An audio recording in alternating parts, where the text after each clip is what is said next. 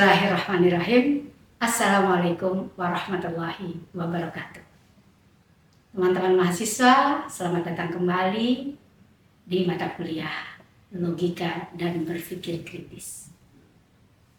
Mari kita terus memahami konsep-konsep dasar logika sebagai salah satu ilmu pengetahuan dan seni berpikir yang lurus dan sah. Kali ini kita akan memulai pemahaman kita tentang 3 hal pokok yang terkait dengan berpikir, yaitu tentang kondisi berpikir yang baik, prinsip-prinsip berpikir, dan syarat berpikir yang benar. Ketiganya ini menjadi dasar kita untuk sampai nanti pada simpulan yang benar dan sah. Mari kita bahas apa yang dimaksudkan dengan kondisi. Kondisi jika merujuk pada hal-hal yang harus hadir dalam sesuatu atau terpenuhinya sesuatu agar hal tersebut dapat terwujud atau terlaksana. Kita bisa membayangkan kondisi sebagai satu fondasi atau dasar yang perlu agar dalam membangun satu konsep itu bisa kokoh. Bisa saja kondisi ini tidak terpenuhi secara keseluruhannya. Kita masih bisa berpikir, tapi belum tentu jadi baik. Seperti juga kondisi manusia. Kondisi manusia mungkin kurang sehat, tetapi karena pendengarannya masih bisa, penglihatannya masih bisa, dia masih bisa menjalankan aktivitas. Demikian juga jika manusia berpikir, kita harus perhatikan kondisi dalam berpikir. Apa saja kondisi berpikir itu? Nanti kita bahas satu persatu. Selanjutnya, prinsip berpikir. Prinsip adalah patokan dasar yang menjadi landasan dalam kita berpikir. Dalam konteks berpikir kritis, prinsip berpikir akan memberikan pedoman formal yang menjamin terlaksananya proses pemikiran dengan benar.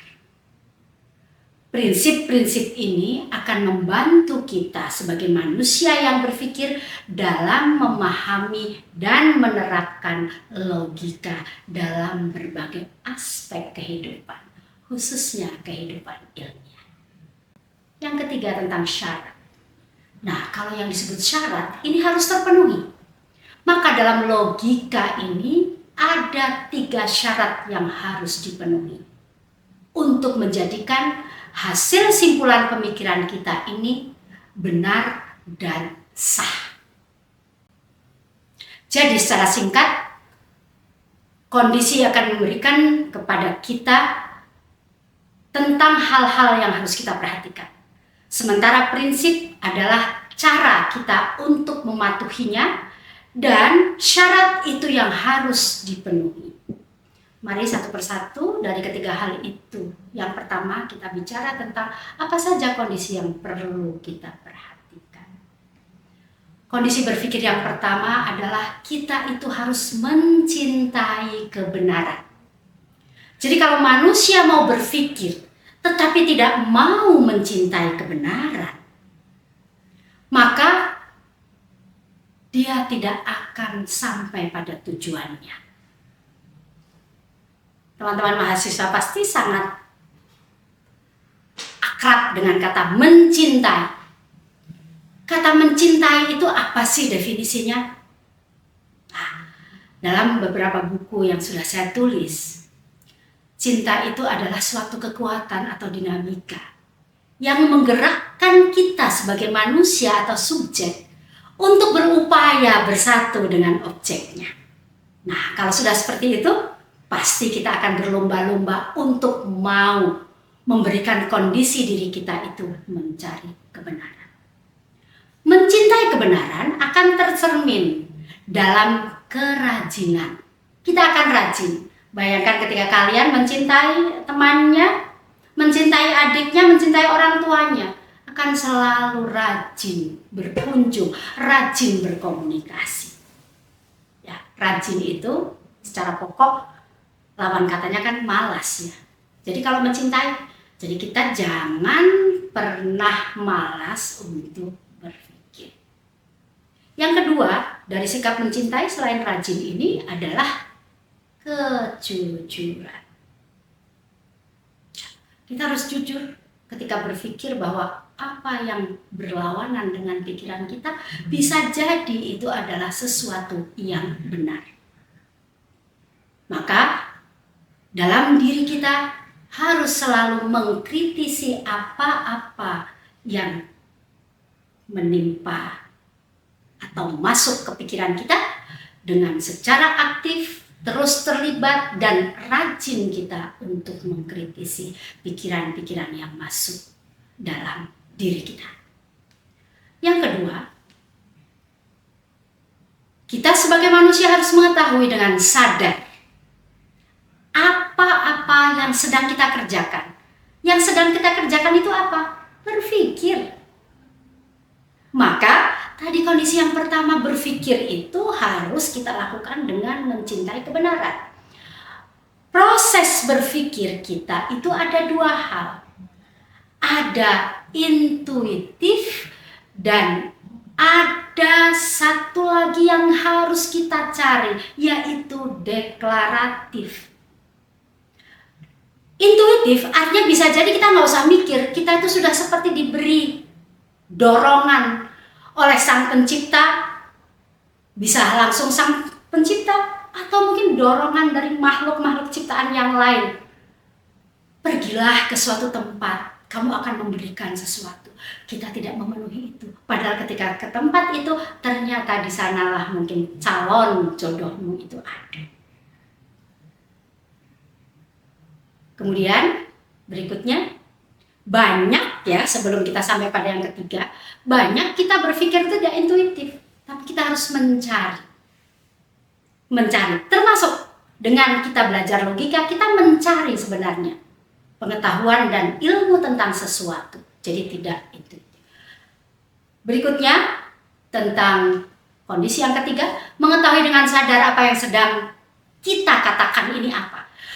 Ketika kita mengatakan sesuatu, kita menggunakan bahasa tertentu, maka ada beberapa hal yang perlu kita perhatikan. Dalam bahasa Indonesia kita kenal kata, dalam logika kita nanti kenalnya term. Antara kata dan term itu analog. Ada term univokal. Satu kata itu punya makna yang sama dengan hal-hal yang lainnya. Kata rumah itu pasti semuanya sama. Kata aula, kata gubuk, kata gedung, dan seterusnya. Ada juga term equivokal. Satu kata bisa bermakna double. Dalam bahasa Indonesia kita ingat ada kata denotasi, ada kata konotasi. Ketika bicara tentang rumah sakit, tentang organisasi atau perusahaan yang sakit, maka sesungguhnya ada kesamaan sekaligus ada perbedaan. Dan terakhir ada term analogis.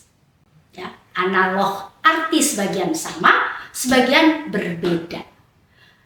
Kita sebagai manusia dan belajar komunikasi, upayakan menggunakan term univokal. Berikutnya, kondisi berpikir yang baik adalah membuat distingsi dan klasifikasi yang semestinya. Kita jangan membuat klasifikasi yang berbeda. Yang satu membuat klasifikasi, oh mahasiswa ditinjau dari keuangan orang tuanya. Jangan dicampur adukan dengan, oh mahasiswa diklasifikasikan dari asal daerahnya. Nah, itu sesuatu yang berbeda. Selanjutnya, kita perlu memahami konsep different atau perbedaan. Dan kita harus memahami juga tentang distinct atau beda.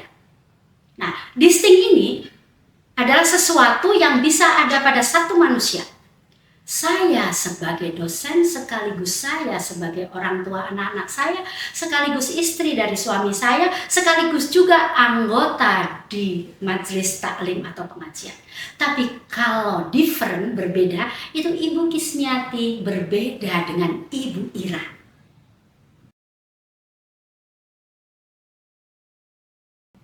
Selanjutnya, kita harus mencintai definisi yang tepat. Maka setiap kata, setiap term itu harus didefinisikan untuk membuat kemudahan orang lain memaknai apa yang kita maksudkan. Ada definisi etimologis dari asal-usul kata. Kita kejar definisi yang sifatnya esensial. Berikutnya, kita harus mengetahui dengan sadar mengapa kita ini menyimpulkan sesuatu. Ketika menyimpulkan, data harus penuh. Jangan kita meneliti sesuatu, datanya baru dari beberapa orang kita menyimpulkan remaja di daerah Jatinangor itu rata-rata suka merokok. Padahal datanya baru beberapa orang. Nah, kita harus sadar itu. Kemudian yang terakhir, kita harus tahu dan mempelajari kesalahan-kesalahan berpikir. Saya tidak menjelaskan tentang kondisi berpikir yang banyak ini karena setiap itemnya nanti kita akan belajar di slide-slide yang lain.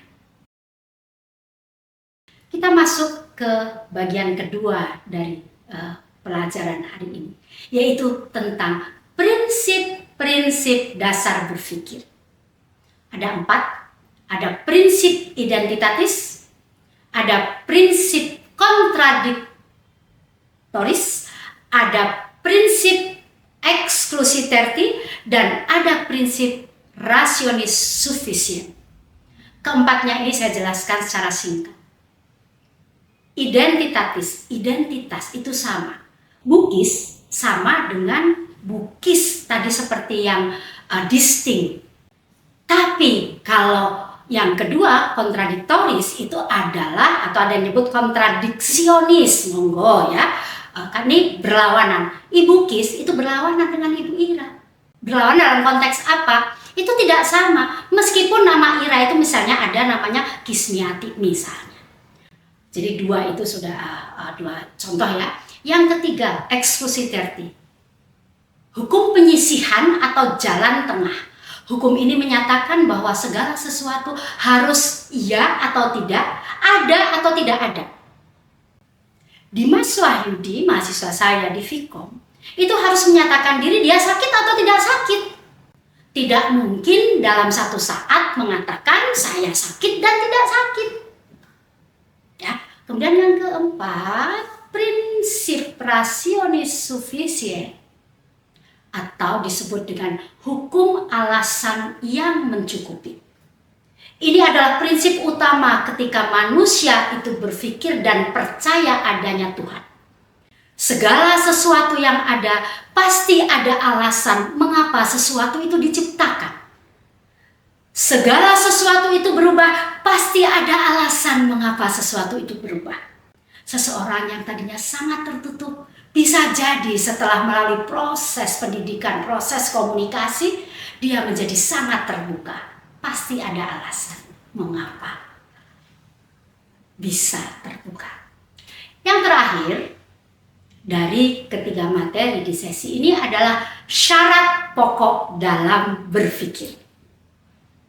Yang pertama, ini syarat ini harus dipenuhi tiga-tiganya. Jika tidak dipenuhi, akan menimbulkan kesalahan.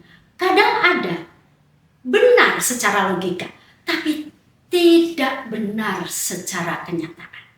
Ketiga syarat ini, yang pertama adalah titik pangkal pemikiran kita harus benar. Ini nanti yang akan tercermin dari proses pengambilan keputusan dalam menyimpulkan sesuatu. Kita jangan membuat kenyataan yang sebenarnya subjektif, kita anggap objektif. Ya, jadi kalau sekarang ini saya menggunakan kerudung warna kuning. Kalau bertemu saya di lain video kerudungnya lain, ya pasti memang sangat berbeda. Jadi dua orang mengatakan, enggak kok, Bukis menggunakan kerudung kuning, enggak, menggunakan kerudung hijau. Saat kapan itu? Silahkan dikonfirmasikan. Objektif bisa terikat dengan ruang dan waktu. Jadi kita perlu pernyataan itu apakah ini sesuatu yang sifatnya objektif ataukah subjektif. Kemudian yang kedua, syarat yang kedua, alasan-alasan yang menghubungkan premis mayor dan premis minor itu harus tepat dan relasinya kuat. Misalnya saja, saya sebagai dosen, kebetulan punya rumah, punya mobil. Apakah semua dosen harus punya rumah dan punya mobil?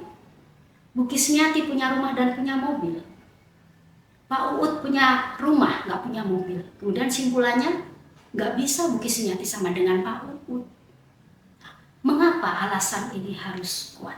Yang ketiga atau yang terakhir, jalan pikiran kita itu harus logis dan sah. Nah, jalan pikiran yang logis itu sesuai dengan syarat yang pertama tadi.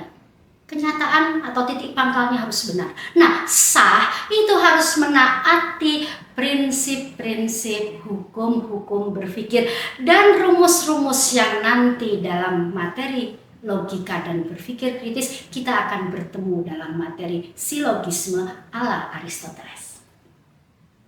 Maka jalan pikiran bisa dianggap sebagai pertalian atau hubungan di antara tiga syarat tersebut. Titik pangkalnya harus benar, alasannya harus kuat, dan harus mengikuti hukum-hukum logika atau prinsip-prinsip logika. Teman-teman mahasiswa, demikian yang bisa saya sampaikan pada sesi ini. Tetap semangat untuk belajar lebih jauh tentang kondisi berpikir baik di sesi-sesi selanjutnya. Terima kasih. Billahi taufiq wal hidayah. Wassalamualaikum warahmatullahi wabarakatuh.